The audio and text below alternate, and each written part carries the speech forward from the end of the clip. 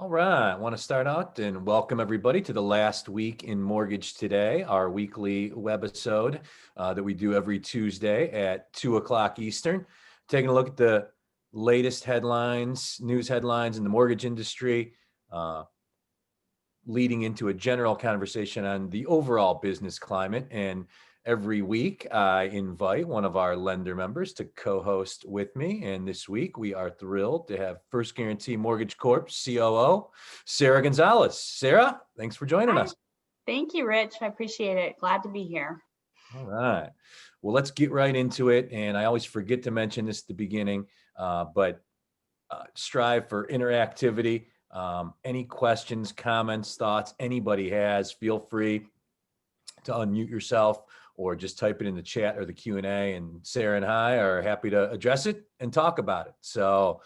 But let's go ahead and get started with some of the news headlines from the last week, Sarah. And one of note, FHA finally unveils an automated underwriting system.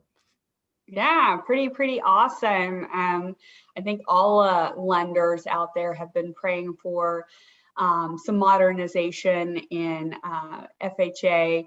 We've solely relied on DU and LP for quite some time now, and so it's a little bit of a shock that it's something that I feel like we've been talking about for about a year. And, we've kind of heard through the pilots and things of that nature, but now to actually see that kind of come to light is extremely exciting as a lender to see how that's, going to work with us. I mean, the news is exciting, but then I also have to kind of think about, okay, how do we bring that into our current process? What types of things are we going to look like from a technology perspective, specifically around best execution, making sure that we're looking at things appropriately, both on the DU and the LP side, but now you have this FHA component, which is great. But again, until you've kind of been a pilot partner or somebody that's been able to kind of get in there and mess around, it's a little unknown right now. But very, very exciting news as FHA looks to move forward and modernize some of the technology that they've had for quite some time. Yeah, head of FHA, good friend of TMC, Brian Montgomery, has spoken at a number of our different conferences and served under several different presidents in really key leadership roles. He's been talking about this for a while. Yep. And I think a lot of us in the industry, we trust Brian, we like Brian, and but it was like, show me. Exactly. Well, here it is. And I think if I read the press release correctly, it's going to start showing up like in their systems at the end of this month. But along the lines of what you were talking about, not the easiest times to make changes to any process right now, right? Right, exactly. I mean, I'm sure everybody on this call can attest to record level volumes and, trying to tackle all of that. I think most of us expect seasonality to somewhat kick in, but for FGMC, that really hasn't happened yet. So it'll be interesting to see how folks, who's first in line, I guess, to make these changes and so forth. So. Excellent. Good segue into the next headline I wanted to get into, which just came out earlier today. New home sales. We've been talking each week on this program just about the various home sale, new, existing, some of the builder related metrics that we keep an eye on. All of them have been obviously very, very not only great, but beating even the lofty expectations that economists have going into these numbers.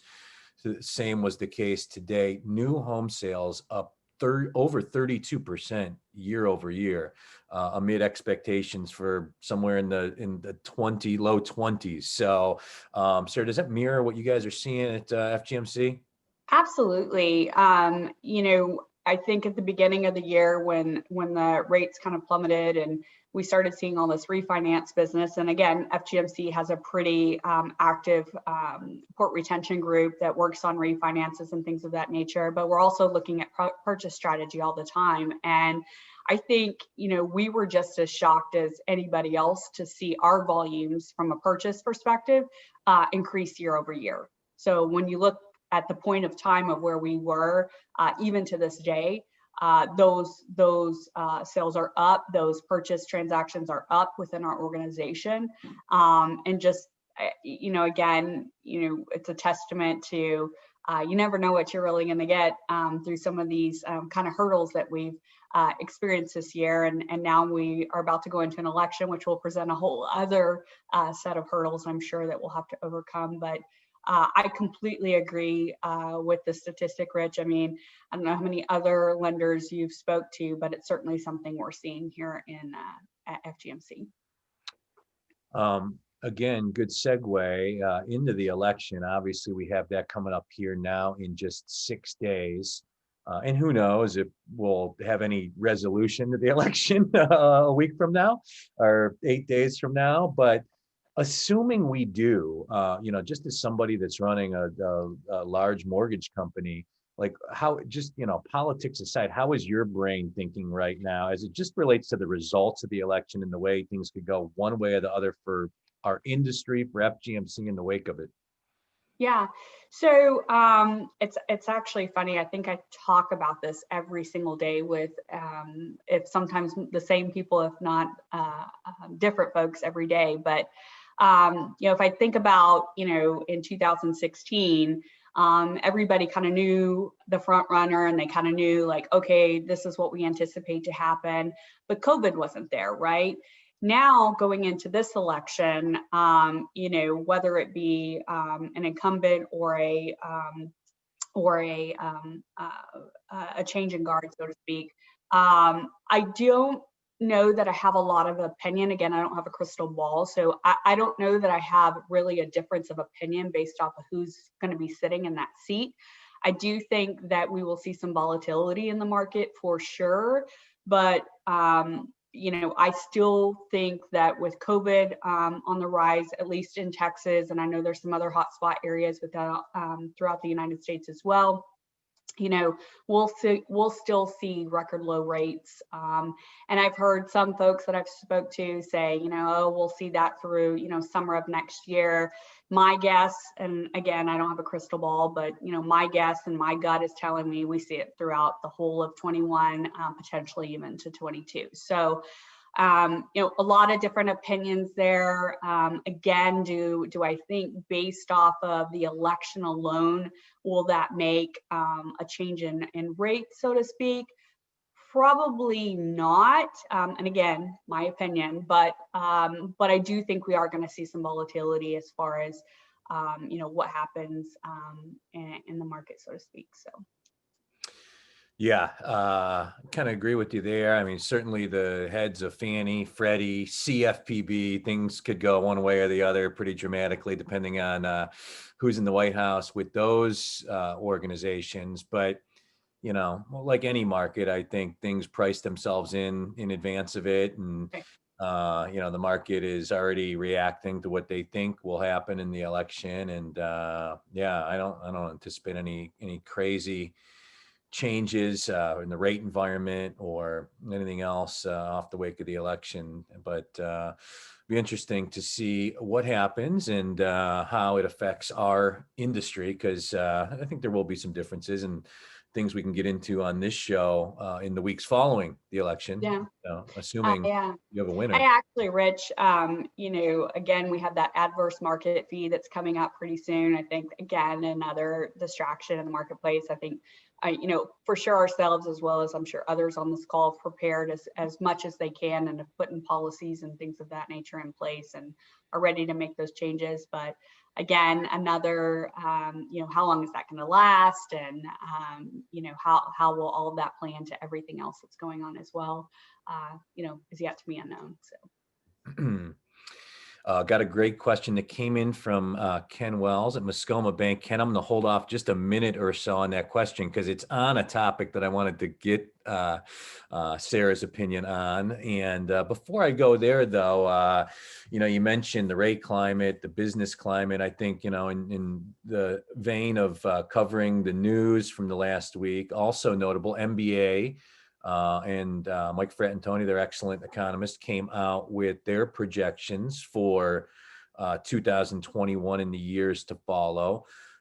Some items of note: they predict 2020, the current year, to come in at 3.18 trillion, which would be the second best year in the history of the industry, but behind 2003. They predict next year at 2.5 trillion, so down 20% from this year.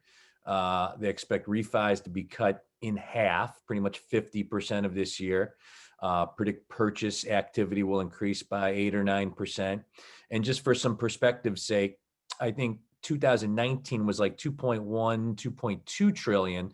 So projecting next year to be 80% of this year and to be a much better year than 2019. So good news. I know I heard from a couple of our members that we're happy to see that projection. Looks like it could be another good year for the industry coming up next year.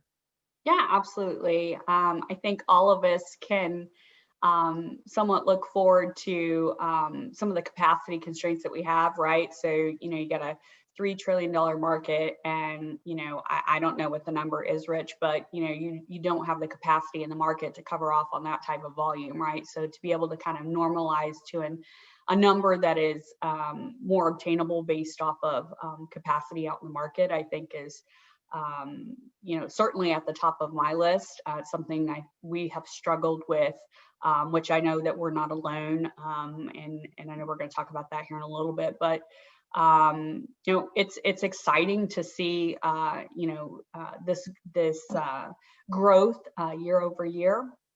And of course, 2021, if coming in like 2019, just slightly over, still a really good place to be.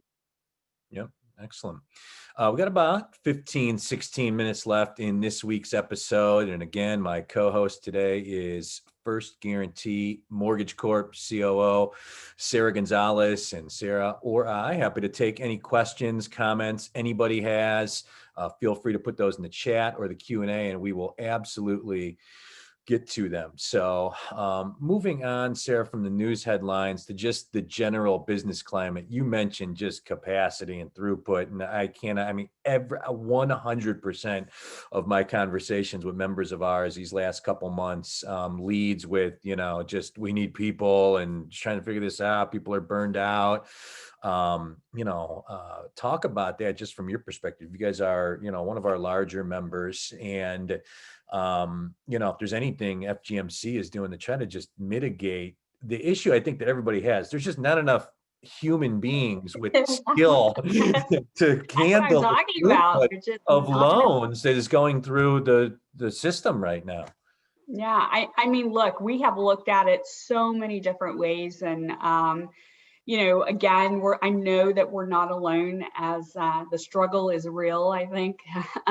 But we never expected things to go the way that they did from April to May. And, it all seemed great in the beginning, but, we had to quickly, very, very quickly come together from both a sales and production standpoint. Ops and production standpoint, to really make sure we weren't getting way over our skis a little bit there, right? Because as an organization, we all know it takes time to ramp up folks, to get folks hired, things of that nature. And that was really hard. I mean, you have hungry sales folks that are ready to take advantage of what's out there in front of them. And then you have an ops team that is ready to take it on, but the amount of volume that's coming in surpasses the capacity that you have, which then leads to burnout, to your point earlier. Some other things that we've kind of seen, which I don't think will be new to anybody on this call, is competition out there.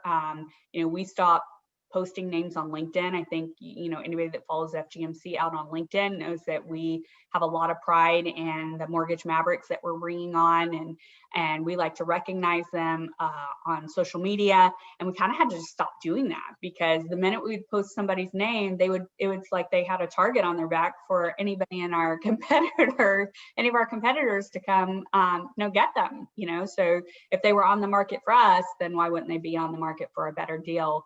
I think we've also seen definite shifts in base salary, as well as other opportunities to create sign-on bonuses, retention bonuses, increasing base salaries that are really what I would say normally at a market.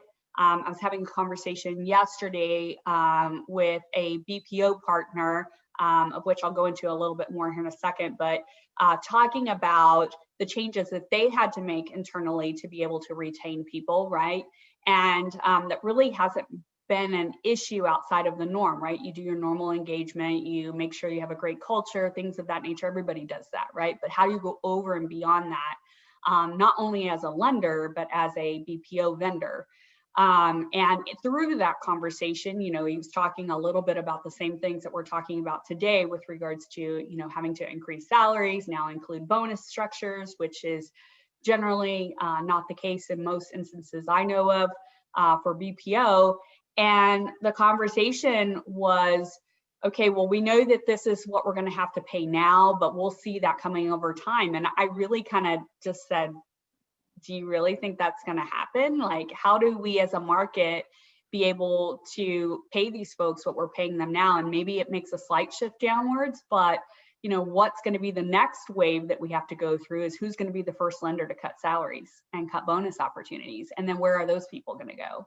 Right. So, there's consequences for all of this stuff. And even with some of the BPO partners, I've had to start doing business with folks that, I've just met and in really having to trust and be able to reach out and get other opportunities available. Some have been successful, some have not, where they, just got to be really careful about who you're looking at. And most of you in the TMC community know that I have a huge background in BPO outsourcing. I think, some of the other things to look out for is, those price changes, right? You negotiated a contract, you negotiated a statement of work for a particular workflow or a particular role. And, now they're needing to justify, okay, well, we're hiring all these folks for you, but they're coming at a higher price. So where do we make up? Where's our margin? Where do we make up for that? And so we're seeing some of that from a contractual perspective as well, where change orders are coming in for some of those things. So again, there is a lot to think about. I can probably talk about this subject for about an hour. I think the one thing that we've also been thinking about, Rich, is organic growth. Like, how do we like find college level students and turn them into tomorrow's account managers and processors, and then take the folks that we have in AM and processor roles today, who's a good fit for underwriting, who's not, who can go into a junior role, who cannot, and really analyzing all those scenarios. But for anybody that's had a university out there within their organization, it's extremely time consuming. It's extremely expensive. And so now you're trying to balance, like, we have to focus on this volume, and, we have all these technology projects, and now how do we kind of fit in a training program to organically grow our organization? So a lot of different methods and things that I've personally thought about, as well as my organization. But there's real no one fix-it answer. It's you have to be thinking about all of those opportunities.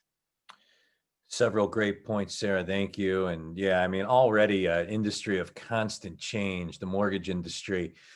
This year, you mix in unforeseen record volumes, unforeseen 100% pretty much remote employment, so much more for people like yourself running our member organizations to think about as we get set to enter another calendar year.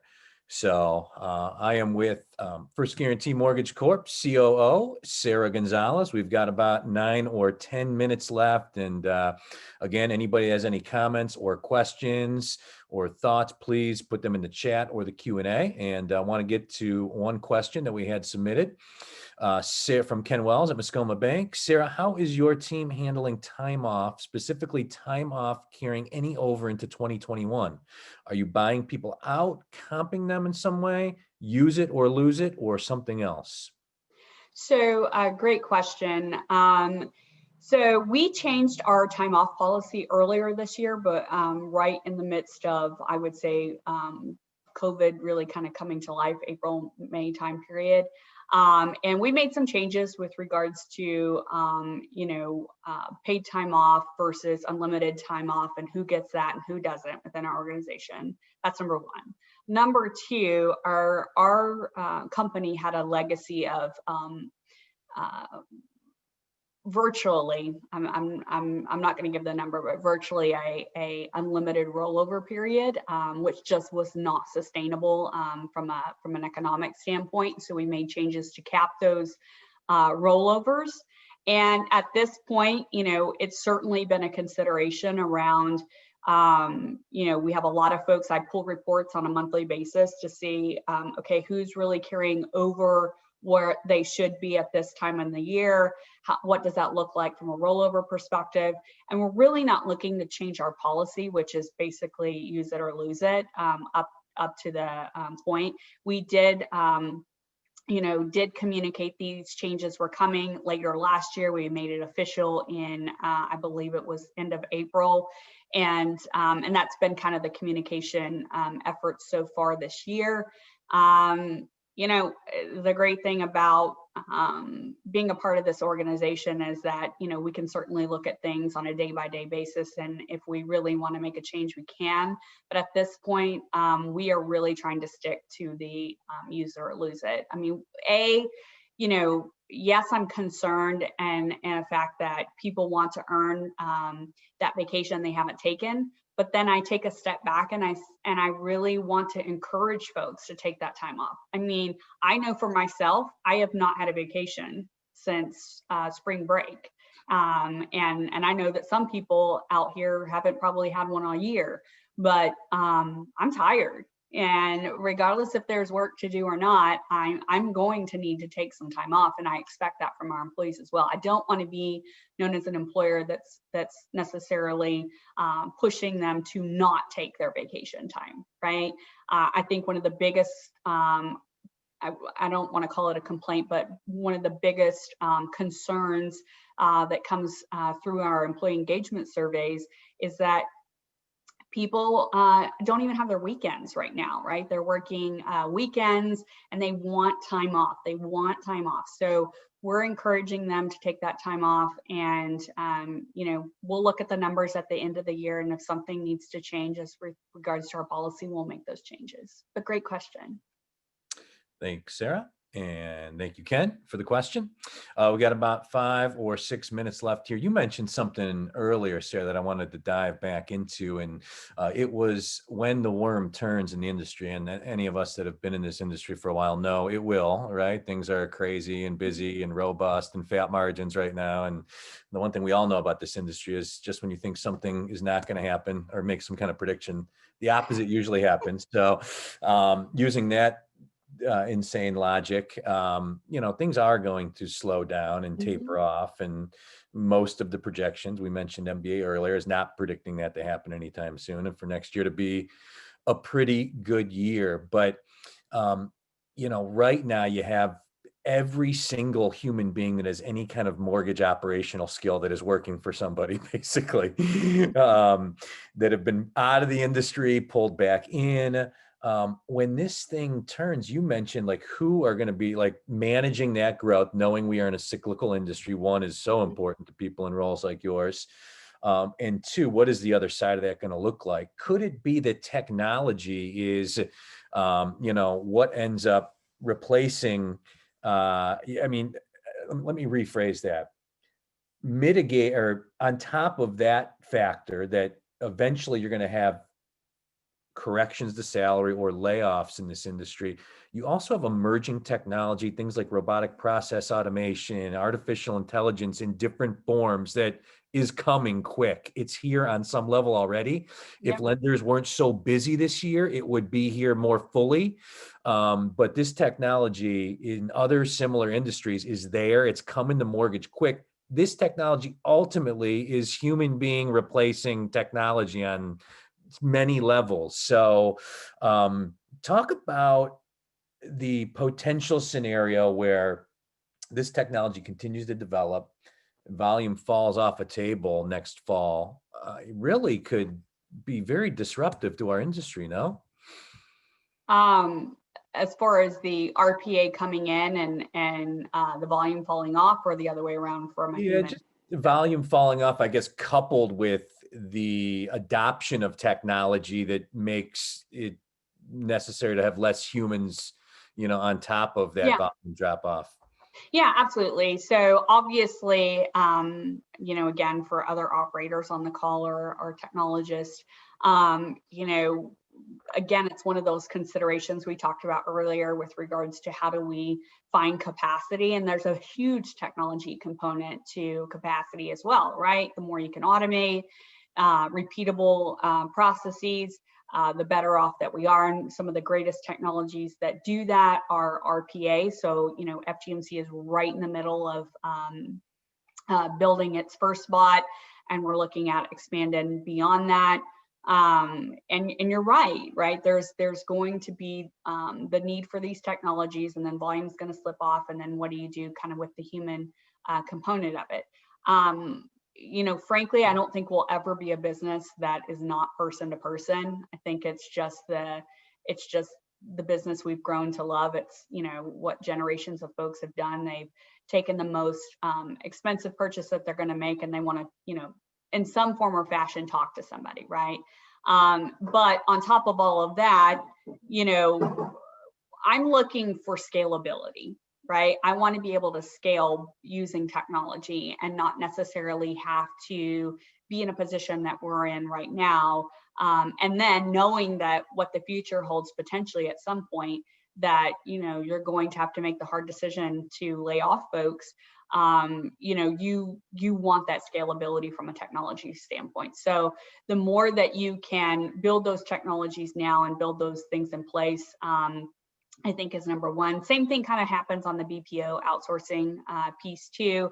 I know that they're struggling as well with hiring. So again, they're kind of going to be put into the position where, great, you've hired them as a BPO outsource partner, but now they're going to accompany that BPO service with technology, right? Some folks were already doing that years ago. That is starting to emerge more and more of the conversations that I have with folks. It's not just a people or let's call FTE offering. It comes packaged with some technology as well. So again, it's going to be tough, Rich, and certainly something we've all had to deal with throughout our careers, the highs and lows of mortgage lending. But certainly looking forward to at least our part of trying to introduce some of those technologies and help with scale. So. Yep. And just a minute or two left. Anybody has any final questions? This would be the time for them. And yeah, good answer, Sarah. And FGMC with multiple origination channels too makes it a little bit easier to play with the levers and scale into if it's technology or wanting to, the infrastructure you've built and pumping more volume through it. So yeah. Absolutely. I mean, especially those repeatable processes, right? There are some channel differentials, but on certain things, but for the most part, there's a lot of activities that you could use a bot for, and you don't have to really worry about their background in wholesale or their background in retail or so forth and so forth, right? The bot comes already equipped to be able to handle those scenarios, and they don't need to really have knowledge of channel specific duties on those repeatable processes. will definitely be one of the words of the year for the mortgage industry next year, bot for sure. So, which is what my teenage son calls me when I'm being a jerk. So I don't know. A bot? A bot, yeah. So I tried to explain to him last time he called me that how it actually applies in our industry, and he's just like, "All right, Dad, shut up." So. Oh my gosh. Well, I was at a conference a couple of years ago, and they were telling me cybroids were coming. So cybroids are people that have basically connected with technology. So that might be the next thing we're talking about. New term. So we did have a question come in, and Sarah, how would you handle an LO looking to transition to, why would any LO want to transition to anything right now, but an LO looking to transition to underwriting? Would you allow the LO to still originate? Well, that is illegal, right? That is not okay. Yeah. However, we did just have this scenario in wholesale. I had an account executive that wanted to come underwrite. Obviously, the background necessarily wasn't there from an underwriting perspective, but we did transition him into an account management role.